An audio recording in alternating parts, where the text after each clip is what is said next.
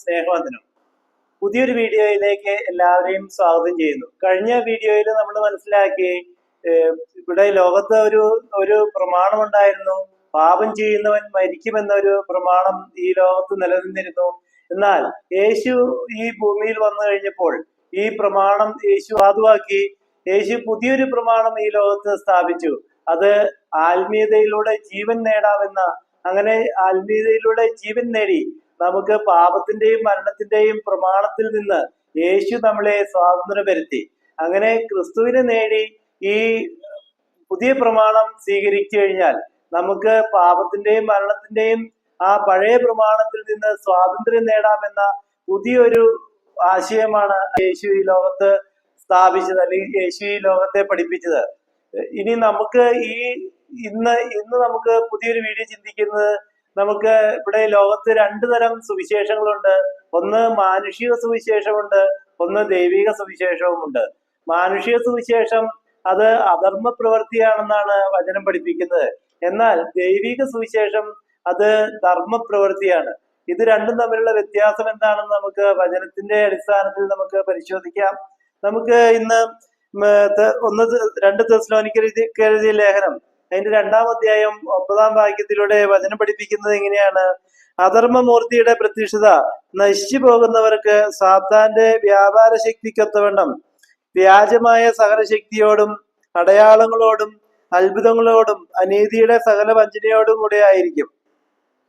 ഇവിടെ വചനം പഠിപ്പിക്കുന്നത് അധർമ്മമൂർത്തി പ്രത്യക്ഷപ്പെടുന്നത് ഈ വ്യാജമായ അത്ഭുതങ്ങളും അടയാളങ്ങളും കാണിച്ചുകൊണ്ടാണ്. അത് ഫോഷ്ക്ക് വിശ്വസിക്കുവാൻ മനുഷ്യനെ പ്രാപ്തരാക്കി തീർക്കുമെന്നാണ് വചനം പഠിപ്പിക്കുന്നത്. അധർമ്മമൂർത്തിയുടെ പ്രത്യക്ഷത കൊണ്ട് വ്യാജമായ അടയാളങ്ങളും അത്ഭുതങ്ങളും സംഭവിക്കും.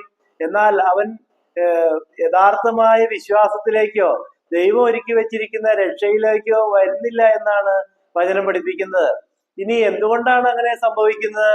ഇവിടെ വീണ്ടും വചനം പഠിപ്പിക്കുന്നത് 1 തീമോത്തിക്ക് എഴുതിയ ലേഖനം 4-ാം അധ്യായം 1-ാം വാക്യം പഠിപ്പിക്കുന്നത് എങ്ങനെയാണ്? എന്നാൽ ഭാവി കാലത്ത് ചില വ്യാജ ആത്മാക്കളെയും ഭൂതങ്ങളുടെ ഉപദേശങ്ങളെയും ആശ്രയിച്ച് ഭോഷ്ക് പറയുന്നവരുടെ കാപട്യത്താൽ വിശ്വാസം ത്യജിക്കുമെന്ന് ആത്മാവ് തെളിവായി പറയുന്നു. ഇവിടെ വചനം പഠിപ്പിക്കുന്നത് ഈ മനുഷ്യൻ ഭോഷ്ക് വിശ്വസിക്കുന്നത് കൊണ്ടാണ് ഈ മനുഷ്യൻ വിശ്വാസം ത്യജിക്കുവാൻ കാരണമായി തീരുന്നത്. യഥാർത്ഥ വിശ്വാസത്തിലേക്ക് മനുഷ്യൻ വരാത്തതിന്റെ കാരണം സത്യസുവിശേഷം പ്രസംഗിക്കാത്തത് കൊണ്ടാണ്. സത്യസുവിശേഷം പ്രസംഗിച്ച് സത്യം മനസ്സിലാക്കാത്തത് കൊണ്ടാണ് ആളുകൾ ഭോഷ്ക് വിശ്വസിക്കുന്നത്. ഈ അധർമ്മമൂർത്തിയുടെ പ്രത്യക്ഷത എന്ന് പറയുന്നത് അത് സാത്താന്റെ വ്യാജമായ അടയാളങ്ങളും അത്ഭുതങ്ങളുമാണെന്നാണ് വചനം പഠിപ്പിക്കുന്നത്. ഇനി അധർമ്മ പ്രവൃത്തി എന്താണ്, ധർമ്മപ്രവൃത്തി എന്താണെന്നാണ് നമുക്ക് വചനത്തിൽ നിന്ന് മനസ്സിലാക്കേണ്ടത്. ഇവിടെ ഇന്ന് ലോകത്തിലേക്ക് നോക്കിക്കഴിഞ്ഞാൽ ഇന്ന് ലോകത്ത് മുഴുവൻ അത്ഭുതങ്ങളും അടയാളങ്ങളും അതുപോലെ രോഗശാന്തിയും നൽകുന്ന ദൈവവചന പ്രഘോഷണമാണ് ലോകത്ത് നടന്നുകൊണ്ടിരിക്കുന്നത്. അത്ഭുത പ്രവർത്തനങ്ങളും രോഗശാന്തിയും എല്ലാം അത് സാത്താന്റെ വ്യാജമായ പ്രവർത്തനമാണ് എന്നാണ് വചനം പഠിപ്പിക്കുന്നത്. എന്ന് വെച്ചുകൊണ്ട് ഇത് ദൈവവചന പ്രഘോഷണം അല്ല വചനം പഠിപ്പിക്കുന്നത്. മനുഷ്യന് യഥാർത്ഥമായ ദൈവവിശ്വാസത്തിലേക്കും യഥാർത്ഥമായിട്ട് ദൈവം ഒരുക്കി വെച്ചിരിക്കുന്ന രക്ഷയിലേക്കും മനുഷ്യന് കടന്നു വരുവാൻ കഴിയുന്നില്ല എന്നാണ് ഇതിൽ നിന്ന് നാം ഗ്രഹിക്കേണ്ടത്. ഇനി അതിന് ഈ അധർമ്മ പ്രവൃത്തി എന്താണെന്ന് അറിയണമെങ്കിൽ നമ്മൾ മത്തായിയുടെ സുവിശേഷം 7-ാം അധ്യായം 22-ഉം 23-ഉം വാക്യം പഠിച്ചാലാണ് ഈ ശരിക്കും ഇത് അധർമ്മ പ്രവൃത്തിയാണോ അതോ ധർമ്മപ്രവൃത്തിയാണോ എന്ന് അറിയുവാൻ കഴിയുള്ളൂ. ഇവിടെ മത്തായിയുടെ സുവിശേഷം 7-ാം അധ്യായം 22-ാം വാക്യം പഠിപ്പിക്കുന്നത് എങ്ങനെയാണ്? കർത്താവേ കർത്താവേ, നിന്റെ നാമത്തിൽ ഞങ്ങൾ പ്രവചിക്കുകയും നിന്റെ നാമത്തിൽ ഭൂതങ്ങളെ പുറത്താക്കുകയും നിന്റെ നാമത്തിൽ വളരെ വീര്യപ്രവൃത്തികൾ പ്രവർത്തിക്കുകയും ചെയ്തില്ലയോ എന്ന് പലരും ആ നാളിൽ എന്നോട് പറയും. വീണ്ടും അതിന്റെ 23-ാം വചനം പഠിപ്പിക്കുകയാണ്. അന്ന് ഞാൻ അവരോട്, ഞാൻ ഒരു നാളും നിങ്ങളെ അറിഞ്ഞിട്ടില്ല, അധർമ്മം പ്രവർത്തിക്കുന്നവരെ എന്നെ വിട്ട് പോകുവിൻ എന്ന് തീർത്തു പറയും. നമ്മളൊന്ന് ചിന്തിച്ചു നോക്കിയേ. ഇവിടെ യേശു പറയുകയാണ്, യേശുവിന്റെ നാമത്തില് ഇവര് വളരെയേറെ അത്ഭുതങ്ങൾ പ്രവർത്തിച്ചു, വളരെ രോഗശാന്തി ശുശ്രൂഷ നടത്തി, വീര്യപ്രവൃത്തികൾ ചെയ്തു. എന്നാൽ യേശു പറയുന്നത് ഇത് അധർമ്മ പ്രവൃത്തിയാണെന്നാണ്. ഞാൻ യേശു ഇവരെ ആരെയും ഒരു നാളും അറിഞ്ഞിട്ടില്ല, അധർമ്മം പ്രവർത്തിക്കുന്നവരാണ് നിങ്ങൾ, അതുകൊണ്ട് എന്നെ വിട്ട് ദൂരെ പോകുവിൻ എന്ന് തീർത്ത് പറയുമെന്നാണ് വചനം പഠിപ്പിക്കുന്നത്. അപ്പൊ യേശുവിൽ നിന്ന് നമുക്കൊരു ദാക്ഷിണ്യവും ദയയും പ്രതീക്ഷിക്കേണ്ടതില്ല. കാരണം ഇത് അധർമ്മ പ്രവൃത്തിയാണ്. നമ്മളൊന്ന് ഓർത്ത് നോക്കിയേ, യേശുവിന്റെ നാമത്തില് അവർ വളരെ അത്ഭുതങ്ങൾ ചെയ്തു, വീര്യപ്രവർത്തികൾ ചെയ്തു, രോഗസൗഖ്യം നടത്തി. പക്ഷെ യേശു ഇതിനെ അംഗീകരിക്കുന്നില്ല, അല്ലെങ്കിൽ ഇത് അധർമ്മ പ്രവൃത്തിയായിട്ടാണ് വചനം പഠിപ്പിക്കുന്നത്. എന്തുകൊണ്ടാണ് ഇത് അധർമ്മ പ്രവൃത്തിയായിട്ട് തീരുന്നത്? ധർമ്മപ്രവൃത്തി എന്ന് പറയുന്നത് ഒരു വ്യക്തിയെ ക്രിസ്തുവിന്റെ സുവിശേഷത്തിലൂടെ രക്ഷയിലേക്ക് നയിച്ച് അവനെ ദൈവത്തിൽ നിന്ന് ജനിച്ച് അവൻ ക്രിസ്തുവിൽ പുതിയ സൃഷ്ടിയായി തീരുന്നതാണ് ധർമ്മപ്രവൃത്തി. അതാണ് ദൈവിക സുവിശേഷം. എന്നാൽ നമ്മള് അത്ഭുതങ്ങളും അടയാളങ്ങളും കാണിച്ച് നമ്മള് ദൈവിക ശുശ്രൂഷ ചെയ്യുന്നത് അത് അധർമ്മ പ്രവൃത്തിയാണ് എന്നാണ് വചനം പഠിപ്പിക്കുന്നത്. അതിന്റെ പിന്നിൽ ഒളിഞ്ഞിരിക്കുന്നത് ധനസമ്പാദനവും പ്രശസ്തിയും നേടുക എന്നുള്ളത് മാത്രമാണ്. ഈ അത്ഭുത രോഗശാന്തിയും അതുപോലെ ദൈവവചന പ്രഘോഷണവും അത്ഭുത രോഗശാന്തിയും നടത്തുന്നത് പണസമ്പാദനവും പ്രശസ്തിയും മാത്രം ലക്ഷ്യം വെച്ചിട്ടുള്ളത് കൊണ്ടാണ് അതിനെ അധർമ്മ പ്രവൃത്തി എന്ന് യേശു വിളിക്കുവാനുള്ള കാരണം. യഥാർത്ഥ സുവിശേഷം അത് ദൈവിക സുവിശേഷമാണ്. അതൊരു വ്യക്തിയെ ക്രിസ്തുവിലേക്ക് നയിക്കുകയും ക്രിസ്തുവിലൂടെ അവൻ പുതിയ സൃഷ്ടിയായി തീരുകയും ചെയ്യണമെന്നാണ്. അങ്ങനെയുള്ള സുവിശേഷമാണ് യഥാർത്ഥ സുവിശേഷം, അല്ലെങ്കിൽ സത്യസുവിശേഷം. പ്രഘോഷണവും അത്ഭുത രോഗശാന്തി ശുശ്രൂഷയും എല്ലാം അത് മാനുഷിക സുവിശേഷമാണ്. അത് മനുഷ്യനെ അവന് അത്ഭുതങ്ങളും രോഗശാന്തിയും ലഭിക്കുമെങ്കിലും അവൻ യഥാർത്ഥ വിശ്വാസത്തിലേക്ക് വരികയോ ദൈവം ഒരുക്കി വെച്ചിരിക്കുന്ന ദൈവിക രക്ഷ സ്വന്തമാക്കുകയോ ചെയ്യുന്നില്ല. അതുകൊണ്ടാണ് അവൻ അധർമ്മ പ്രവൃത്തിയായിട്ട് അതിനെ വിശേഷിപ്പിക്കുന്നത്. അത് എന്തുകൊണ്ടാണ് ഇങ്ങനെ ഈ അധർമ്മ പ്രവൃത്തിയാകുകയും, അല്ലെങ്കിൽ നമ്മൾ ഈ അത്ഭുത രോഗശാന്തിയും അതുപോലെ അത്ഭുത പ്രവർത്തനങ്ങളെല്ലാം കണ്ട് അതിൽ ആകർഷകരായി തീരുന്നത് എന്തുകൊണ്ടാണെന്ന് ഇവിടെ വചനം പഠിപ്പിക്കുന്നുണ്ട്. 2 തെസ്സലോനിക്കർക്ക് എഴുതിയ ലേഖനം 2-ാം അധ്യായം അതിന്റെ 11-ാം വാക്യം പഠിപ്പിക്കുകയാണ്: സത്യത്തെ വിശ്വസിക്കാതെ അനീതിയിൽ രസിക്കുന്ന ഏവർക്കും ന്യായവിധി വരേണ്ടതിന് ദൈവം അവർക്ക് ഫോഷ്ക് വിശ്വസിക്കുമാറ് വ്യാജത്തിന്റെ വ്യാപാര ശക്തി അയക്കുന്നു. അപ്പോ ഇവിടെ സത്യവചനം കേട്ട് സത്യവചനം വിശ്വസിക്കുമ്പോൾ നമ്മള് ദൈവത്തിന്റെ നീതിമാന്മാരായിത്തീരുന്നു. അങ്ങനെ ദൈവത്തിന്റെ നീതിമാന്മാരായി തീരാതിരിക്കുന്നിടത്തോളം കാലം നമ്മള് അനീതിയിലാണ് വസിക്കുന്നത്. അനീതിയിൽ വസിക്കുന്നവർക്ക് ദൈവത്തിന്റെ ശിക്ഷ കടന്നു വരുമെന്നാണ് വചനം പഠിപ്പിക്കുന്നത്. ഇങ്ങനെ ഈ അത്ഭുത രോഗശാന്തി ദൈവവചന പ്രഘോഷണവും നടത്തുന്നത് അത് നശിച്ചു പോകുന്നവർക്കാണ്. ഇത് അത്ഭുത രോഗശാന്തിയും ദൈവവചന പ്രഘോഷണവും വിശ്വസിക്കുന്നത് അത് നശിച്ചു പോകുന്നവർക്കാണ്. 2 തെസ്സലോനിക്കർക്ക് എഴുതിയ ലേഖനം 2-ാം അധ്യായം 11-ാം വാക്യം പഠിപ്പിക്കുന്നത് എങ്ങനെയാണ്? സത്യത്തെ വിശ്വസിക്കാതെ അനീതിയിൽ രസിക്കുന്ന ഏവർക്കും ന്യായവിധി വരേണ്ടതിന് ദൈവം അവർക്ക് ഫോഷ്ക് വിശ്വസിക്കുമാറ് വ്യാജത്തിന്റെ വ്യാപാര ശക്തി അയക്കുന്നു. അപ്പൊ യഥാർത്ഥ സത്യസുവിശേഷം എന്ന് പറയുന്നത് ദൈവിക സുവിശേഷമാണ്. അത് ക്രിസ്തുവിനെ കുറിച്ചുള്ള സുവിശേഷമാണ്. ക്രിസ്തുവിനെ കുറിച്ചുള്ള സുവിശേഷമാണ് ഒരു വ്യക്തിയെ രക്ഷയിലേക്ക് നയിക്കുന്നത്. മറിച്ചുള്ള സുവിശേഷം ഫോഷ്കാണ്, അത് പിശാചിന്റെ പ്രവൃത്തിയാണെന്നാണ് വചനം പഠിപ്പിക്കുന്നത്. അങ്ങനെ ഈ സത്യസുവിശേഷം കേട്ട് വിശ്വസിച്ച് അനീതിയിൽ നിന്ന് ഒരു മനുഷ്യൻ പിന്മാറി നീതിമാനായി ജീവിക്കേണ്ടതാണ്. അങ്ങനെ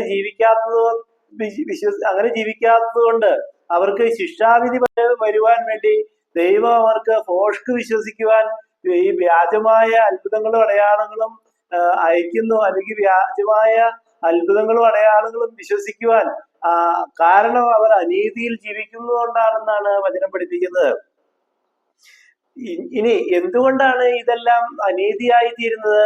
യഥാർത്ഥത്തിൽ ഈ സത്യസുവിശേഷം ആ സത്യസുവിശേഷം കൊണ്ട് ദൈവം ഉദ്ദേശിക്കുന്നത്, അല്ലെങ്കിൽ ദൈവം വിഭാവനം ചെയ്തിരിക്കുന്നത് യേശുക്രിസ്തുവിന് ലഭിച്ച അതേ മഹത്വവും അതേ തേജസ്സും നമുക്ക് ലഭിക്കണമെന്നാണ് നമ്മുടെ നിത്യപിതാവായ ദൈവം ആഗ്രഹിക്കുന്നത്. എന്നാൽ മനുഷ്യന് ഈ ഒരു ദൈവത്തിന്റെ ഉദ്ദേശത്തിന് വിപരീതമായി അവർക്ക് താൽക്കാലികമായ അത്ഭുതങ്ങളും അടയാളങ്ങളും കണ്ട്, അല്ലെങ്കിൽ താൽക്കാലികമായ അത്ഭുതങ്ങളും അടയാളങ്ങളും അല്ലെങ്കിൽ ഭൗതിക നേട്ടങ്ങളും സ്വന്തമാക്കുവാൻ ഈ ദൈവവചനം ഉപയോഗിക്കുന്നത് അത് അനീതിയാണ്, അല്ലെങ്കിൽ അത് അധർമ്മ പ്രവൃത്തിയാണ്. അതുകൊണ്ടാണ് യേശു ഈ യേശുവിന്റെ നാമത്തില് അത്ഭുതങ്ങളും അടയാളങ്ങളും ചെയ്തു എന്ന് പറഞ്ഞെങ്കിലും യേശു അവരെ അംഗീകരിക്കാത്തതിന്റെ കാരണം യേശു യേശു ആഗ്രഹിക്കുന്നത് നാം ഓരോരുത്തരും യേശുവിനെ പോലെ മഹത്വവും ദൈവത്തിന്റെ മഹത്വം നാം ഓരോരുത്തരും യേശുവിനെ പോലെ തന്നെ സ്വന്തമാക്കണമെന്നാണ് യേശു ആഗ്രഹിക്കുന്നത്. ദൈവവും ആഗ്രഹിക്കുന്നത് അതാണ് വചനം പഠിപ്പിക്കുന്നത്. 2 തെസ്സലോനിക്കർക്ക് എഴുതിയ ലേഖനം 2-ാം അധ്യായം 14-ാം വാക്യം പഠിപ്പിക്കുന്നത് എങ്ങനെയാണ്? നമ്മുടെ കർത്താവായ യേശു ക്രിസ്തുവിന്റെ മഹത്വം പ്രാപിപ്പാനല്ലോ അവൻ ഞങ്ങളുടെ സുവിശേഷ ഘോഷണത്താൽ നിങ്ങളെ രക്ഷയ്ക്ക് വിളിച്ചത്. അപ്പൊ ഇവിടെ വചനം പഠിപ്പിക്കുന്നത് ഈ ദൈവത്തിന്റെ സത്യവചനം പ്രഘോഷിക്കുന്നവരുടെ ലക്ഷ്യം ദൈവം ഒരുക്കി വെച്ചിരിക്കുന്ന രക്ഷ സ്വന്തമാക്കുകയും യേശുവിന് ലഭിച്ച അതേ മഹത്വം ഈ ഓരോ വ്യക്തിയും ഈ സത്യസുവിശേഷത്തിലൂടെ നേടിയെടുക്കുവാൻ വേണ്ടിയിട്ടാണ് സത്യസുവിശേഷം ഈ ലോകത്ത് പ്രഘോഷിക്കപ്പെടുന്നത്. ഈ സത്യസുവിശേഷം ലോകത്ത് പ്രഘോഷിക്കപ്പെടാത്തത് കൊണ്ട് യേശുവിന് ലഭിച്ച ആ മഹത്വം മനുഷ്യർക്ക് ലഭിക്കുന്നില്ലെന്നാണ് വചനം പഠിപ്പിക്കുന്നത്. ഇനി ഈ 2 കൊരിന്ത്യർക്ക് എഴുതിയ ലേഖനം 5-ാം അധ്യായം 18-ാം വാക്യത്തിലൂടെ ദൈവവചനം പഠിപ്പിക്കുന്നത് എങ്ങനെയാണ്? അതിനൊക്കെയും ദൈവം കാരണഭൂതൻ, അവൻ നമ്മെ ക്രിസ്തു മൂലം തന്നോട് നിരപ്പിച്ച ശുശ്രൂഷ ഞങ്ങൾക്ക് തന്നുമിരിക്കുന്നു. അപ്പൊ നാം ഇവിടെ മനസ്സിലാക്കേണ്ടത് ഈ അത്ഭുത രോഗശാന്തിയും ദൈവവചന പ്രഘോഷണവും നടത്തുകയല്ല ചെയ്യേണ്ടത്, മറിച്ച് മനുഷ്യൻ ദൈവവുമായിട്ട് ശത്രുതയിലാണെന്ന് മനുഷ്യനെ ബോധ്യപ്പെടുത്തുകയും ആ ശത്രുത നീക്കുന്നത് ക്രിസ്തുവാണെന്ന് അവന് മനസ്സിലാക്കി അങ്ങനെ ക്രിസ്തുവിനെ സ്വീകരിച്ച് ദൈവവും മനുഷ്യനും തമ്മിലുള്ള ആ ശത്രുത നീക്കി ദൈവവുമായിട്ട് രഞ്ജിപ്പിലായി തീരേണ്ടതാണ്. ആ രഞ്ജിപ്പിലാക്കി തീർക്കുന്നതാണ് യഥാർത്ഥ സുവിശേഷം. അല്ലാതെ നമ്മൾ ഒരു ദിവസത്തേക്ക് നമുക്ക് രോഗശാന്തി ലഭിക്കുന്നതോ അല്ലെങ്കിൽ നമുക്ക് ഭൗതികമായ നേട്ടങ്ങൾ ലഭിക്കുന്നതോ അല്ല യഥാർത്ഥ സുവിശേഷം. യഥാർത്ഥ സുവിശേഷം ദൈവവുമായിട്ട് മനുഷ്യൻ ശത്രുതയിലാണ്. അങ്ങനെ ദൈവവുമായിട്ട് ശത്രുതയിലായി തീർന്ന മനുഷ്യനെ ദൈവവുമായിട്ട് രഞ്ജിപ്പിക്കുന്നതാണ് യഥാർത്ഥ സുവിശേഷം. അതാണ് ഇവിടെ വചനം 2 കൊരിന്ത്യർക്ക് എഴുതിയ ലേഖനം 5-ാം അധ്യായം 18-ാം വാക്യം ഇങ്ങനെ പഠിപ്പിക്കുന്നത്. അതിനൊക്കെയും ദൈവം തന്നെ കാരണഭൂതൻ, അവൻ നമ്മെ ക്രിസ്തു മൂലം തന്നോട് നിരപ്പിച്ച ശുശ്രൂഷ ഞങ്ങൾക്ക് തന്നുമിരിക്കുന്നു. വീണ്ടും വചനം പഠിപ്പിക്കുകയാണ് 9-ാം വാക്യത്തിലൂടെ. 2 കൊരിന്ത്യർക്ക് എഴുതിയ ലേഖനം 5-ാം അധ്യായം 9-ാം വാക്യം പഠിപ്പിക്കുകയാണ്. ദൈവം ലംഘനങ്ങളെ കണക്കിടാതെ ലോകത്തെ ക്രിസ്തുവിൽ തന്നോട് നിരപ്പിച്ചു പോന്നു, ഈ നിരപ്പിന്റെ വചനം ഞങ്ങളുടെ പക്കൽ തന്നുമിരിക്കുന്നു. അപ്പൊ ഇവിടെ യഥാർത്ഥമായിട്ട് ദൈവം ഒരു വ്യക്തിക്ക് ദൈവവുമായിട്ട് മനുഷ്യനെ രഞ്ജിപ്പിക്കുവാനുള്ള ദൈവത്തിന്റെ വചനമാണ് അവന് കൊടുക്കുന്നത്.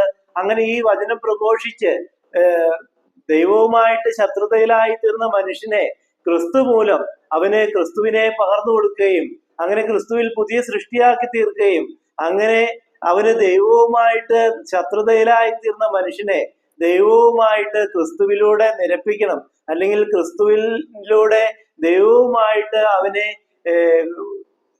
രഞ്ജിപ്പിക്കണം, അല്ലെങ്കിൽ ദൈവവുമായിട്ടുള്ള ആ ശത്രുത നീക്കണം എന്നാണ് വചനം പഠിപ്പിക്കുന്നത്. അപ്പോൾ യഥാർത്ഥ ഒരു ദൈവവചന പ്രഘോഷകനെ ദൈവം അയക്കുന്ന ദൈവവചന പ്രഘോഷകൻ ദൈവവുമായിട്ട് മനുഷ്യനുള്ള ശത്രുത നീക്കുകയും. അപ്പോൾ യഥാർത്ഥമായി ദൈവിക സുവിശേഷം എന്ന് പറയുന്നത് ഈ ദൈവവുമായിട്ട് ശത്രുതയിലായ മനുഷ്യനെ ക്രിസ്തു മൂലം ദൈവത്തോട് നിരപ്പിക്കുന്ന ഒരു സുവിശേഷം. ആ സുവിശേഷമാണ് ദൈവിക സുവിശേഷം.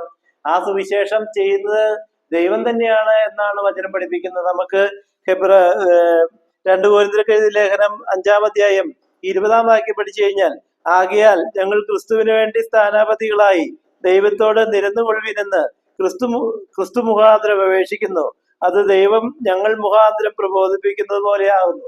ഇവിടെ വചനം പഠിപ്പിക്കുന്നത് നമ്മൾ യഥാർത്ഥമായിട്ട് ക്രിസ്തുവിന്റെ സുവിശേഷം പ്രഘോഷിക്കുമ്പോൾ അത് നമ്മുടെ അതരത്തിലൂടെ ദൈവം തന്നെയാണ് ചെയ്യുന്നത്. നാം അപ്പോൾ ദൈവത്തിന്റെയും ക്രിസ്തുവിന്റെയും അംബാസഡർമാരാണെന്നാണ് വചനം പഠിപ്പിക്കുന്നത്. അപ്പോൾ യഥാർത്ഥ സുവിശേഷം എന്ന് പറയുന്നത് ദൈവത്തിന്റെ അംബാസഡർമാരായി നാം ഈ ഭൂമിയിൽ ക്രിസ്തുവിന് വേണ്ടി വേല ചെയ്യുന്നവരായി തീരണം, അല്ലെങ്കിൽ ദൈവത്തിനും ക്രിസ്തുവിനും വേണ്ടി നാം ദൈവിക ശുശ്രൂഷ ചെയ്യുന്നവരെയാണ് ദൈവത്തിന്റെ സുവിശേഷകർ, അല്ലെങ്കിൽ അതാണ് ദൈവിക സുവിശേഷം എന്ന് പറയുന്നത്. അപ്പോൾ ഈ ഭൂമിയിൽ യഥാർത്ഥ ദൈവിക ശുശ്രൂഷ എന്ന് പറയുന്നത്, അല്ലെങ്കിൽ യഥാർത്ഥ ദൈവിക ശുശ്രൂഷ അല്ലെങ്കിൽ ദൈവിക പ്രഘോഷണം അല്ലെങ്കിൽ ദൈവവചന പ്രഘോഷണം എന്ന് പറയുന്നത് ഈ ക്രിസ്തുവിലൂടെ ദൈവത്തെ പ്രഘോഷിക്കുമ്പോൾ അത് നമ്മുടെ അതരത്തിലൂടെ ദൈവം തന്നെയാണ് ആ പ്രഘോഷണം നടത്തുന്നത് എന്നാണ് ഈ വചനത്തിലൂടെ നാം മനസ്സിലാക്കേണ്ടത്. അപ്പോൾ യഥാർത്ഥ സുവിശേഷ പ്രഘോഷണം ചെയ്യേണ്ടത് ക്രിസ്തുവിനെ ഈ ലോകത്തിന് മനസ്സിലാക്കി കൊടുക്കുകയും ക്രിസ്തുവിൽ ഒരു മനുഷ്യനെ പുതിയ സൃഷ്ടിയാക്കി തീർക്കുകയും ചെയ്യുന്നതാണ് ദൈവിക സുവിശേഷം. അല്ല, മാനുഷിക സുവിശേഷം അത്ഭുതങ്ങളും അടയാളങ്ങളും ചെയ്യുന്നതും ആളെ കൂട്ടുവാൻ വേണ്ടി മാത്രമാണ് അത്ഭുതങ്ങളും അടയാളങ്ങളും ചെയ്യുന്നത്. അതിലൂടെ ഒരു മനുഷ്യനും ക്രിസ്തുവിനെ അറിയുകയോ ദൈവവുമായിട്ടുള്ള ശത്രുതയോ നീങ്ങുകയോ ചെയ്യുന്നില്ല. അതുകൊണ്ടാണ് അതിനെ മാനുഷിക സുവിശേഷം എന്ന് വിളിക്കുന്നത്. നമുക്ക് ഇതിനെക്കുറിച്ചുള്ള കൂടുതൽ കാര്യങ്ങൾ അടുത്ത വീഡിയോയിൽ മനസ്സിലാക്കാം. നമുക്ക് ദൈവത്തിന്റെ സ്ഥാനപതികളായി അല്ലെങ്കിൽ ദൈവത്തിന്റെ അംബാസഡർമാരായി ക്രിസ്തുവിനെ ഈ ലോകത്തിന് പകർന്നു നൽകുവാൻ പരിശ്രമിക്കാം. അതിന് ദൈവം നിങ്ങളെല്ലാവരെയും സമൃദ്ധമായി അനുഗ്രഹിക്കട്ടെ എന്ന് പ്രത്യേകം പ്രാർത്ഥിക്കുന്നു.